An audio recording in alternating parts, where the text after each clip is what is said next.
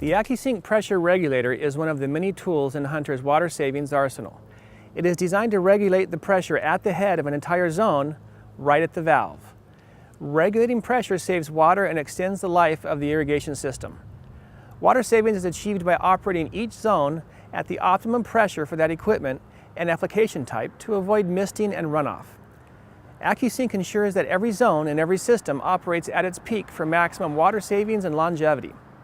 AccuSync can be used on all Hunter brand valves, plastic or brass, and works with a DC latching solenoid. This is how pop-up spray heads look without pressure regulation. The idea is to concentrate the water on the area being irrigated. In high pressure conditions, you will get a smaller water droplet sizes, which may lead to a misting effect. These smaller droplets are susceptible to being carried off by the wind and having overspray reach areas outside the landscape. The solution is either to install a pressure regulator for the entire system, install sprinklers individually that have pressure regulator built in, or install the AccuSync pressure regulator on any model Hunter valve and select the desired pressure. Each one of these solutions will bring slightly different results based on your needs and application. So we've already turned off the water supply from our isolation valve. In your case, it might be at the backflow preventer, but either way, the main line does not have any water pressure in it.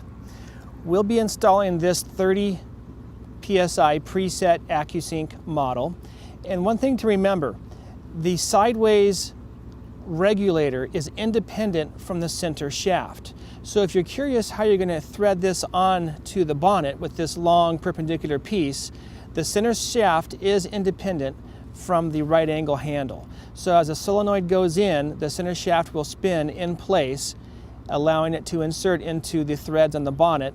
And when you're finished, you can relocate the perpendicular part to anywhere that doesn't get in your way. So we'll start out by removing the existing solenoid.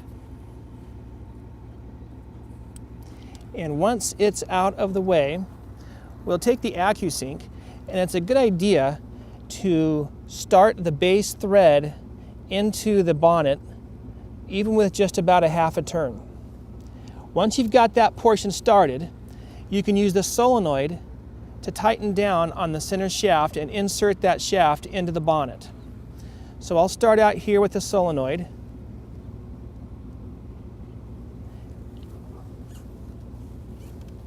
And once the solenoid is seated all the way down onto the center shaft is independent from this sideways piece.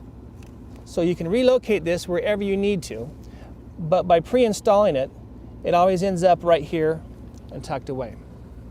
The incoming pressure needs to be at least 15 psi greater than what the desired outgoing pressure is. So with 30 psi here, I have to have at least 45 coming in for it to do any regulation. Now let's take a look at our sprays before and after the AccuSync is installed.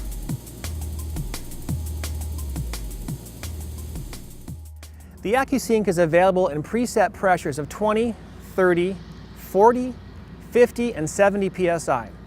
We also have a fully adjustable model from 20 to 100 psi. The 20 psi model is great for micro irrigation and drip style applications. The 30 psi model can be used for spray zones. The 40 psi model can be used for the MP rotator and larger drip systems. The 50 psi model works well with mid-range size rotors, and the 70 psi model is great for larger rotor applications.